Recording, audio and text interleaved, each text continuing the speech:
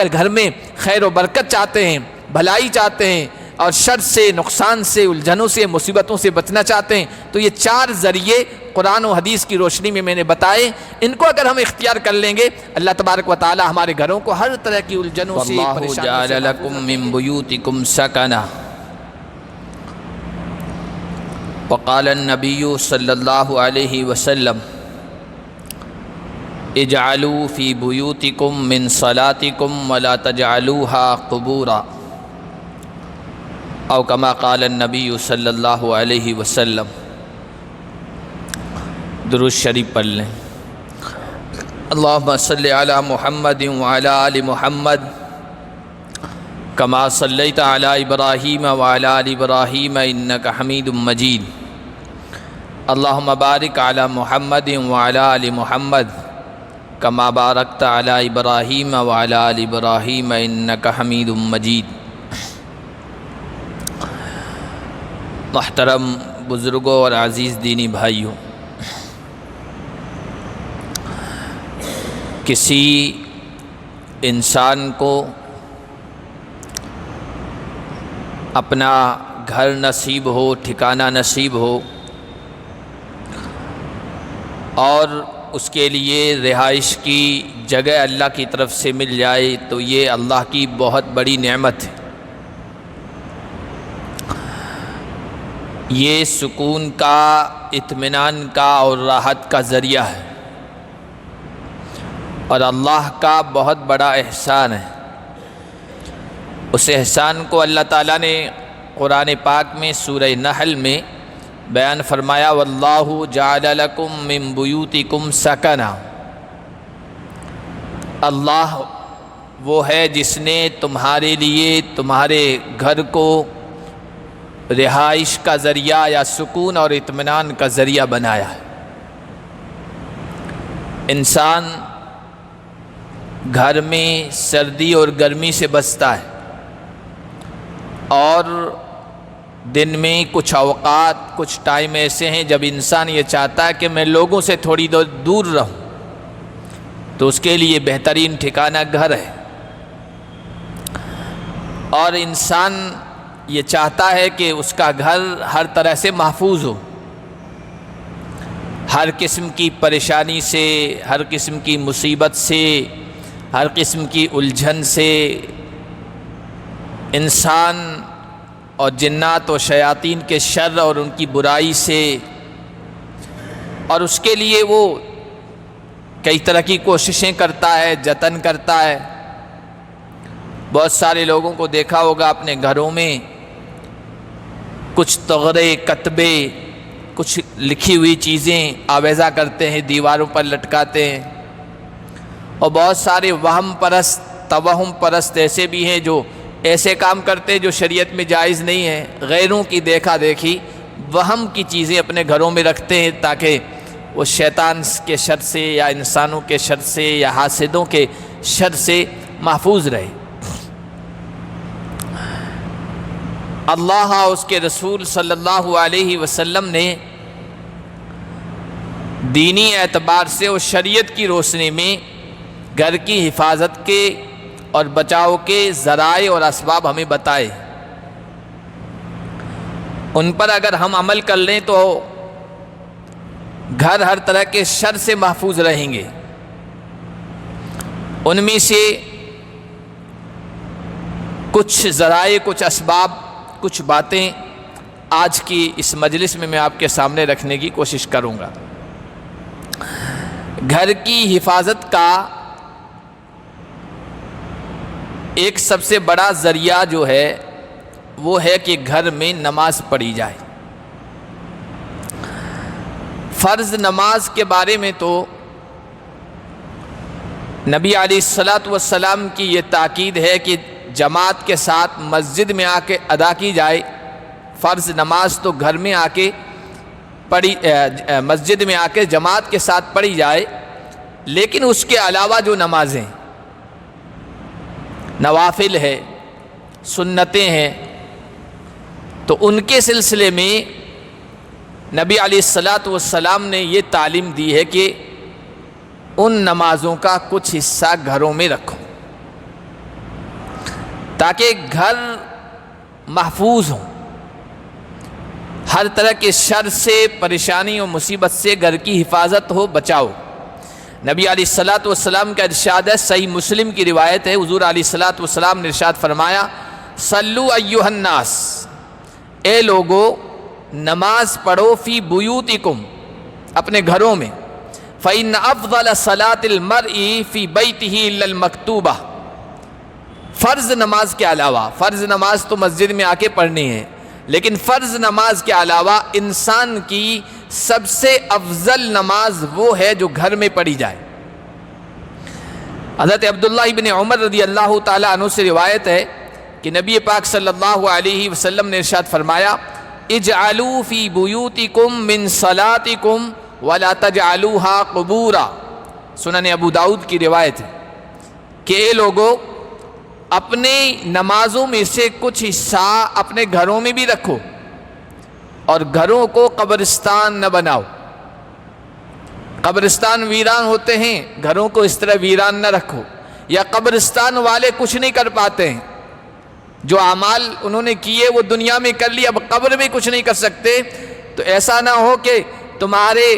جو گھر ہیں وہ قبرستان والوں کی طرح ہو جائیں۔ گھر میں نماز پڑھنے کی، نوافل کی اتنی اہمیت ہے کہ مسجد نبوی میں، اللہ کے نبی صلی اللہ علیہ وسلم کی جو مسجد ہے، اس میں ایک نماز پڑھنے کا ثواب 1000 نماز پڑھنے کے برابر ہے۔ اب کون نہیں چاہے گا کہ جو بھی نماز وہ پڑھے وہ مسجد نبوی میں جا کے ادا کرے اور پڑھے، لیکن نبی علیہ الصلوۃ والسلام نے ارشاد فرمایا کہ صلاۃ احدکم فی بیتہ افضل من صلاتہ فی مسجدی ھذا الا المکتوبہ، فرض نماز کو تو آ کے میری اس مسجد میں پڑھو۔ صحابہ چونکہ اس وقت تھے، صحابہ سے کہہ رہے کہ فرض نماز تو میری اس مسجد میں آ کے پڑھنا ہے، لیکن فرض نماز کے علاوہ تمہاری سب سے افضل نماز تمہارے گھروں کی نماز ہے۔ کسی انسان کی، تم میں سے کسی کی نماز اپنے گھر میں میری اس مسجد میں نماز پڑھنے سے افضل ہے۔ نفل نمازوں کے بارے میں حضور علیہ الصلوۃ والسلام ارشاد فرمائے۔ اور ایک موقع پر حضرت عبداللہ ابن مسعود رضی اللہ تعالیٰ عنہ نے نبی پاک صلی اللہ علیہ وسلم سے پوچھا، یا رسول اللہ ایہما افضل الصلاۃ فی بیتی او الصلاۃ فی المسجد، یا رسول اللہ کون سی نماز افضل ہے، بہتر ہے، میرے اپنے گھر میں نماز یا آپ کی اس مسجد میں آ کر نماز؟ تو نبی علیہ الصلوۃ والسلام نے جو جواب دیا، بڑا عجیب جواب دیا، فرمایا الا ترى الی بیتی، میرے گھر کو نہیں دیکھتے ہو؟ حضور علیہ الصلوۃ والسلام کے جو گھر تھے نا، وہ مسجد نبوی سے جڑے ہوئے تھے، متصل تھے۔ آج جو آپ صلی اللہ علیہ وسلم کا روضہ ہے، آپ کی قبر اطہر، قبر مبارک ہے، وہ حضرت عائشہ کا گھر تھا، مسجد نبوی سے جڑا ہوا، اب تو مسجد نبوی کے اندر آ گیا۔ تو عبداللہ بن مسعود سے کہا، میرے گھروں کو نہیں دیکھتے ہو؟ ما اقربہ الی المسجد، مسجد سے کتنا قریب ہے؟ فلأن اصلی فی بیتی احب الی من ان اصلی فی المسجد الا ان تکون صلاۃ مکتوبہ، میں اپنے گھر میں نوافل ادا کروں، یہ افضل ہے اس بات سے کہ میں اس مسجد میں نفل ادا کروں۔ ہاں فرض نماز ہو تو الگ بات ہے، وہ تو مجھے مسجد ہی میں ادا کرنی ہے۔ مسجد سے جڑے ہوئے گھر ہیں، لیکن نماز، اور مسجد بھی کون سی جس میں ایک نماز 1000 نماز کے برابر، لیکن حضور علیہ الصلوۃ والسلام فرما رہے ہیں فرض نماز کے علاوہ گھر میں جو نماز پڑھی جائے وہ افضل ہے اس مسجد میں نماز پڑھنے سے۔ حضرت عائشہ رضی اللہ تعالی عنہا کے گھر میں حضور علیہ الصلوۃ والسلام نماز پڑھا کرتے تھے۔ گھر کے ایک کونے کو حضرت عائشہ نے پردے سے چھپا رکھا تھا، وہ پردہ تھوڑا رونق والا تھا، خوبصورت تھا، منقش تھا، شاید اس میں کچھ تصویریں بھی بنی ہوئی تھی۔ تو نبی علیہ الصلوۃ والسلام جب گھر میں نماز پڑھنے آئے تو کہا، نماز پڑھی اور اس کے بعد کہا، عائشہ اس پردے کو ہٹا دو، اس لیے کہ اس پردے نے اور اس پردے کی رونق نے، خوبصورتی نے نماز سے مجھے متوجہ کر دیا، غافل کر دیا۔ اسی طرح حضرت ام سلمہ فرماتی ہے، نبی پاک صلی اللہ علیہ وسلم نے ایک مرتبہ عصر کے بعد 2 رکعت میرے گھر میں آ کے نماز پڑھی، تو میں نے پوچھا، یا رسول اللہ یہ کون سی نماز ہے؟ اس وقت عصر کے بعد تو نفل وغیرہ پڑھنے سے آپ نے منع کیا ہے۔ کہا کہ ظہر کے بعد جو میں 2 رکعت پڑھا کرتا تھا وہ کسی مشغولیت کی وجہ سے چھوٹ گئی تو اس کی میں قضا کر رہا ہوں، اس کو ادا کر رہا ہوں۔ تہجد نماز بھی نفل نماز ہے۔ آپ صلی اللہ علیہ وسلم مسجد کے قریب ہونے کے باوجود مسجد میں ادا نہیں کرتے تھے۔ حضرت عائشہ رضی اللہ تعالی عنہا کہتی ہیں کہ نبی پاک صلی اللہ علیہ وسلم تہجد کے لیے اٹھا کرتے تھے اور میں آپ کے سامنے یوں معترضۃ بین یدی، آپ کے سامنے لیٹا کرتی تھی۔ گھر چھوٹا تھا، آگے میں لیٹے رہا کرتی تھی۔ حضور تہجد پڑھا کرتے تھے، رات کا اندھیرا ہوتا تھا، سجدے میں جایا کرتے تھے تو میرے پاؤں کو دبا دیتے تھے، میں پاؤں ہٹا لیتی تھی۔ حضور تہجد پڑھتے رہتے تھے۔ پھر جب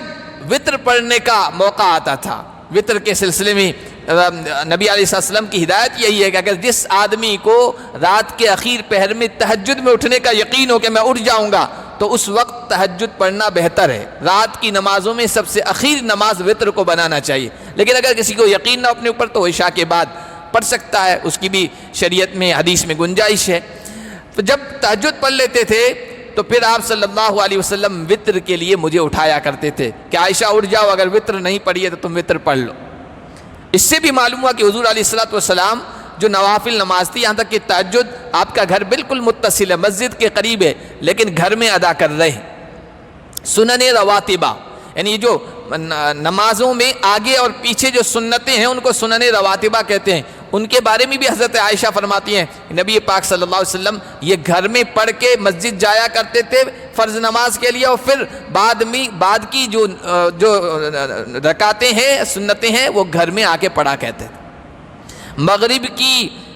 نماز کے بعد جو 2 رکعتیں سنت مؤکدہ ہیں ان کے بارے میں تو ایک حدیث موجود ہے، اللہ کے نبی نے فرمایا گھر میں جا کے پڑھو۔ قبیلہ بنو عبد الاشہل ہے، ان کے ہاں نبی پاک صلی اللہ علیہ وسلم تشریف لے گئے تھے، مغرب کی نماز کا ٹائم ہو گیا، وہاں آپ نے نماز ادا کروائی، اور نماز ادا کرنے کے بعد ہو سکتا ہے کہ لوگوں نے وہاں بعد کی 2 رکعتیں پڑھنا چاہیے ہوگی، تو نبی پاک صلی اللہ علیہ وسلم نے کہا کہ صلو ہاتین الرکعتین فی بیوتکم، یہ جو 2 رکعتیں ہیں نماز مغرب کے بعد والی، ان کو اپنے گھروں میں جا کے پڑھو، ان کو گھروں میں جا کے ادا کرو۔ تو نبی پاک صلی اللہ علیہ وسلم کے خود کے عمل سے اور آپ کے اقوال سے یہ بات معلوم ہوئی کہ جو نوافل ہیں، سنتیں بھی نوافل میں آتی ہے، فرض نماز کے علاوہ جتنی بھی ہیں نا، چاہے وہ نوافل ہیں، زائد رکعتیں اور زائد نمازیں، تو ان کے بارے میں نبی پاک صلی اللہ علیہ وسلم کا یہ معمول تھا کہ گھر میں ادا کرتے تھے اور تاکید بھی کی۔ اس کا ایک فائدہ تربیتی لحاظ سے کہ گھر میں جب لوگ نماز پڑھیں گے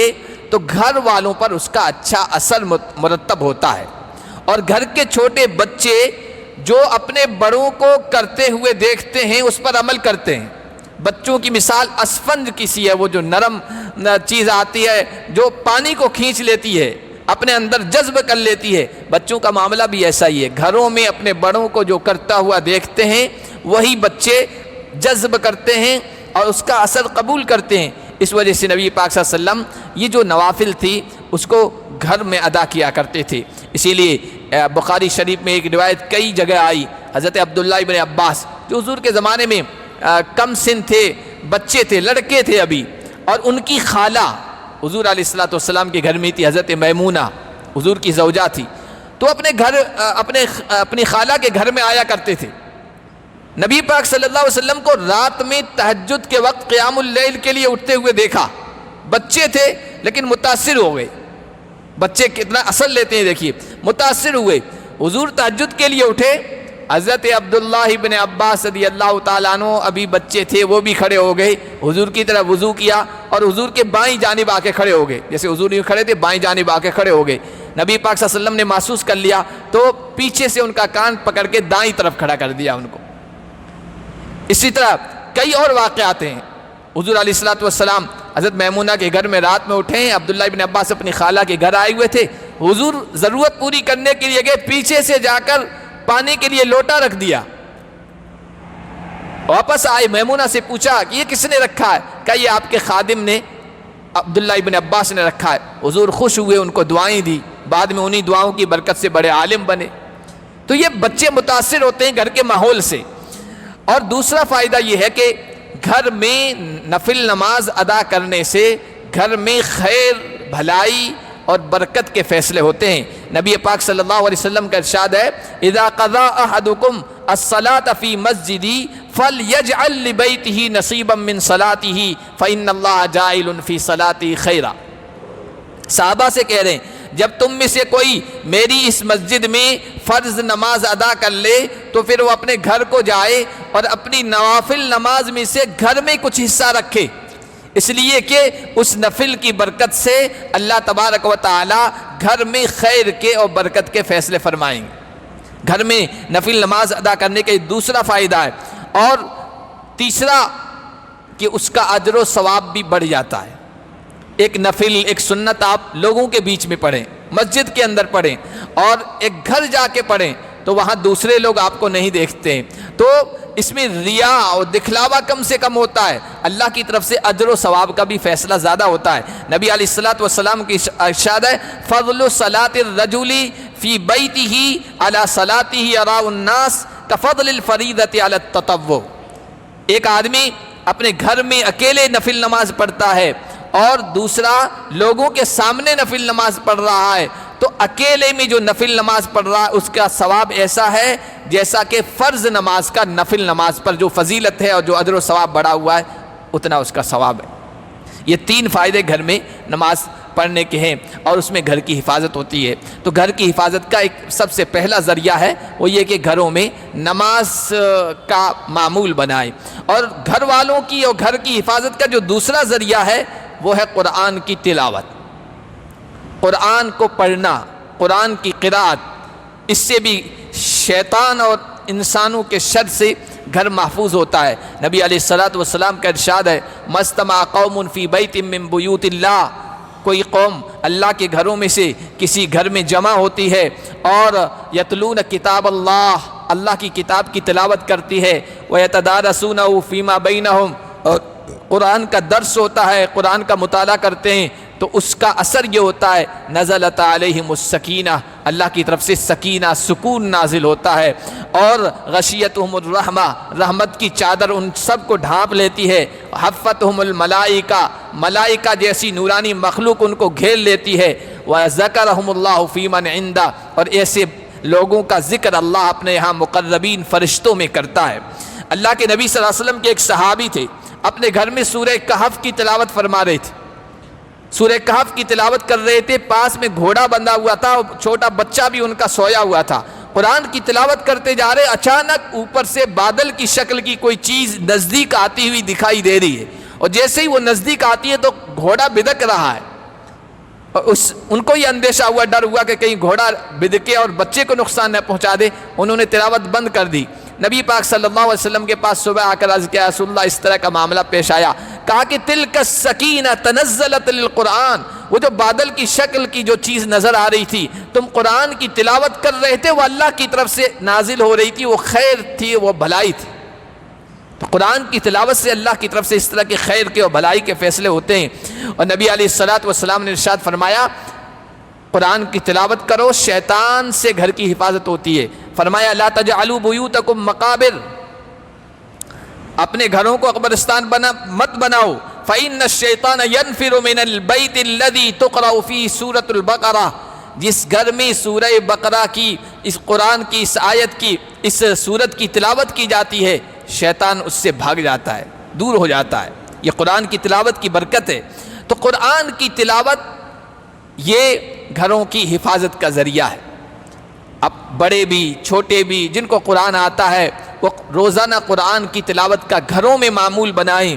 اور زیادہ اگر نہ کر سکے تو کم از کم صبح و شام یا گھر میں جو مستورات نماز پڑھ رہی ہیں تو وہ آیت الکرسی ہر نماز کے بعد پڑھنے کا معمول بنائیں۔ آیت الکرسی کے پڑھنے کا جو فرض نماز کے بعد معمول بنا لیتا ہے نا، نبی علیہ الصلوۃ والسلام کی حدیث ہے کہ اس کو جنت میں داخلے سے سوائے موت کے اور کوئی چیز نہیں روک سکتی ہے، یعنی جنت میں جانے سے صرف اتنا فاصلہ ہے کہ موت ابھی نہیں آئی، یہ موت رکاوٹ بنی ہوئی، جیسے موت آئے گی فرض نماز کے بعد آیت الکرسی کی پابندی کرنے والا سیدھا جنت میں جائے گا۔ اور بہت مشہور حدیث ہے، بخاری شریف میں بھی آئی ہے، حضرت ابو ہریرہ رضی اللہ تعالیٰ عنہ کو نبی پاک صلی اللہ علیہ وسلم نے صدقے کی کچھ کھجوریں تھی، اناج غلہ تھا، اس پر چوکیدار بنا کر متعین کیا کہ جاؤ رات میں حفاظت کرنا۔ حضرت ابو ہریرہ گئے اور انہوں نے اس کی حفاظت کرنی شروع کی۔ کیا دیکھتے ہیں کہ رات کے اخیر پہر میں کچھ رات گزرنے کے بعد کوئی آدمی ہے آیا ہے اور بوری میں بھر رہا ہے کھجوریں، پکڑ لیا اس کو۔ وہ رونے لگا، اپنی حاجت کا واسطہ دینے لگا، بھوکا ہوں، فقیر ہوں، گھر میں بیوی بچے ہیں، ان کے کھانے کو کچھ نہیں ہے، مجھے چھوڑ دو۔ حضرت ابو ہریرہ کہتے ہیں مجھے ترس آ گیا، میں نے چھوڑ دیا۔ دوسری رات بھی یہی معمول ہوا، اسی طرح وہ آیا اور لینے لگا۔ حضرت ابو ہریرہ کہتے ہیں میں نے پکڑا، پھر وہ رونے لگا، مجھے ترس آ گیا۔ تیسری رات بھی یہ ہوا، حضور علیہ الصلوۃ والسلام سے بیان کیا، حضور نے کہا اب پھر آئے گا اور اسی طرح دھوکہ دینے کی کوشش کرے گا۔ پھر جب وہ آیا تو حضرت ابو ہریرہ رضی اللہ تعالیٰ عنہ نے پکڑ لیا اور کہا چاہے تو رو، کتنے بھی واسطے دے، آج نہیں چھوڑوں گا، اب تو حضور کے پاس لے جا کے ہی چھوڑوں گا۔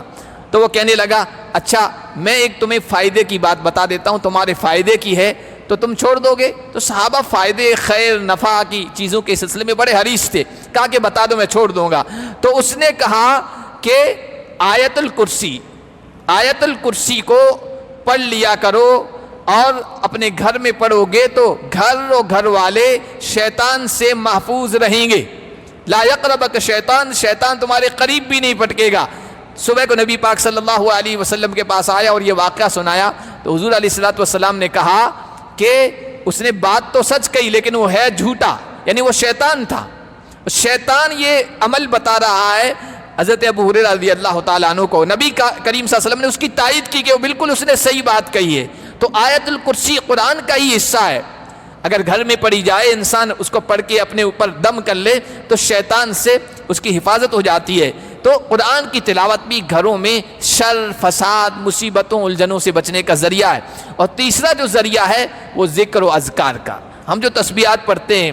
سبحان اللہ کی تسبیح ہے، الحمدللہ کی تسبیح ہے، یا اس کے علاوہ ذکر و اذکار، اور یہ جو دعائیں ہیں یہ بھی ذکر و اذکار میں آتی ہے۔ ذکر و اذکار کا ہم اہتمام گھروں کے اندر کریں۔ حضور علیہ الصلوۃ والسلام کا ارشاد ہے مثل البیت الذی یذکر اللہ فی والبیت التی لا یذکر اللہ فی، وہ گھر جس میں اللہ کا ذکر کیا جاتا ہے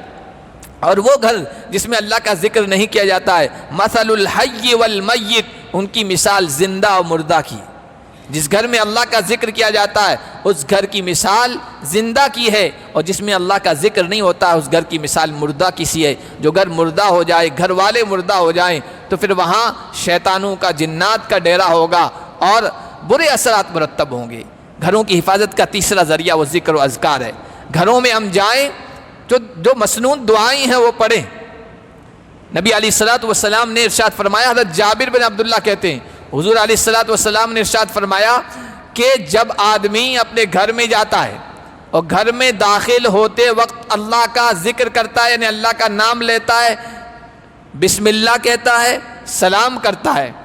اور پھر جب اس کے سامنے کھانا پیش کیا جاتا ہے تو بسم اللہ کر کے، اللہ کا ذکر کر کے کھانا شروع کرتا ہے،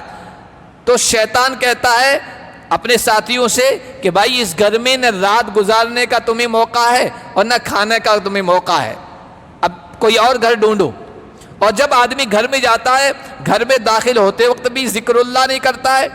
اور کھانا کھاتے وقت بھی ذکر اللہ نہیں کرتا ہے، تو شیطان کہتا ہے اپنے ساتھیوں سے کہ ہونا یہاں پر تمہیں رات گزارنے کا موقع بھی مل گیا، کھانا بھی مل گیا ہے۔ پھر جس گھر میں شیطان اور شیطان کے جو متبعین ہیں، شیطان کے جو اس کے چیلے ہیں، ان کو گھر میں موقع مل جائے رات گزارنے کا، تو بتائیے اس گھر میں کیا اثرات مرتب ہوں گے؟ اچھے اثرات مرتب ہوں گے یا برے اثرات؟ یہ تین ذریعے ہیں، اور چوتھا ذریعہ ہے گھر میں داخل ہوتے وقت سلام کرنا۔ خصوصی طور پر سلام تو سلامتی کی دعا ہے، اسی لیے نبی علیہ الصلوۃ والسلام نے اس کو عام کرنے کو کہا، افشوا السلام، سلام کو عام کرو، اور یہاں تک تاکید کی کہ سامنے والے کو تم جانتے ہو، پہچانتے ہو یا جانتے پہچانتے نہیں ہو، علی من عرفت ومن لم تعرف، اس کو سلام کیا کرو۔ سلام کی اپنی برکتیں ہیں، سلام کی اپنی خیر ہے، سلام کی اپنی بھلائیاں ہیں، سلام کے اپنے فائدے ہیں اور اس کے اچھے اثرات ہیں۔ گھر میں داخل ہوتے وقت بھی سلام کرو۔ حضور علیہ الصلوۃ والسلام نے ارشاد فرمایا اذا ولج الرجل فی بیتہ، جب کوئی آدمی اپنے گھر میں داخل ہو تو وہ کہے اللہم انی اسألک خیر المولج و خیر المخرج، یا اللہ اس گھر میں اچھی طرح سے داخلے کی میں درخواست کرتا ہوں، میں تجھ سے سوال کرتا ہوں کہ اس گھر میں داخل ہونا اچھا ہو اور اس گھر سے نکلنا بھی خیر کا اور بہتری کا ذریعہ بنے، خیر المولج و خیر المخرج، بسم اللہ ولجنا و بسم اللہ خرجنا، اللہ کے نام سے ہم گھر میں داخل ہوتے ہیں، اللہ کے نام سے ہی نکلیں گے، علی اللہ ربنا توکلنا، ہمارا رب جو اللہ ہے اس پر ہم نے بھروسہ کیا، اور اس پر جو بھروسہ کرتا ہے اللہ اسے کبھی رسوا نہیں کرتا، نقصان میں مبتلا نہیں کرتا ہے، علی اللہ ربنا توکلنا، تو پھر گھر جو ہے برے اثرات سے محفوظ ہو جاتا ہے۔ حضرت انس رضی اللہ تعالیٰ عنہ نبی پاک صلی اللہ علیہ وسلم کے خادم ہیں، ان کو خصوصی طور پر نبی پاک صلی اللہ علیہ وسلم نے کہا تھا یا بنی اذا دخلت علی اہلک اذا دخلت فی بیتک، اے میرے بیٹے جب تم گھر میں داخل ہو فسلم علی اہلک، گھر میں داخل ہوتے وقت گھر والوں کو سلام کرو، یکون برکۃ علیک وعلی اہل بیتک، یہ سلام کرنا تمہارے لیے بھی برکت اور خیر کا ذریعہ ہوگا اور تمہارے گھر والوں کے لیے بھی خیر اور برکت کا ذریعہ ہوگا۔ گھر میں داخل ہوتے وقت اور نکلتے وقت عام طور پر ہم لوگ سلام بھول جاتے ہیں، سڑک میں گلیوں میں آتے ہوئے کوئی سامنے آ جاتا ہے تو سلام کر لیتے ہیں، لیکن گھر والوں کو سلام کرنا ہم بھول جاتے ہیں۔ گھر میں داخل ہوتے وقت عام طور پر سلام کرنے کا معمول نہیں ہے، نہ بڑوں کا نہ چھوٹوں کا، حالانکہ اس کا فائدہ کتنا ہے کہ سلام سے انسان شیاطین، حاسدین، جلنے والوں کے برے اثرات سے گھر محفوظ ہو جاتا ہے۔ تو گھروں کے اندر داخل ہوتے وقت اور گھروں سے نکلتے وقت ہم سلام کا معمول بنائیں، اور یہ عادت پختہ ہوگی کرنے سے، مزاج بنانے سے، بار بار جب سلام کریں گے چھوٹوں کو بھی تاکید کریں گے، اور جو بڑے ہیں وہ بھی غفلت برتیں تو ان کو بھی توجہ دلائیں گے کہ بھائی گھر میں داخل ہوتے وقت کم از کم سلام کر لیا کرو، نکلتے وقت سلام کر لیا کرو۔ جب ایک مزاج بن جائے گا تو پھر آٹومیٹک، انسان کا جب مزاج بن جاتا ہے تو پھر تو آٹومیٹک گھر میں داخل وقت فوراً السلام علیکم کے الفاظ آتے ہیں، اور نکلتے وقت بھی مزاج بن جائے گا، پھر کوئی چیز مشکل نہیں ہوتی ہے۔ تو اگر گھر میں خیر و برکت چاہتے ہیں، بھلائی چاہتے ہیں، اور شر سے، نقصان سے، الجھنوں سے، مصیبتوں سے بچنا چاہتے ہیں، تو یہ 4 ذریعے قرآن و حدیث کی روشنی میں نے بتائے، ان کو اگر ہم اختیار کر لیں گے اللہ تبارک و تعالی ہمارے گھروں کو ہر طرح کی الجھنوں سے، پریشانیوں سے محفوظ رکھیں گے۔ اللہ پاک ہم سب کو عمل کرنے کی توفیق عطا فرمائے۔ سبحان اللہ۔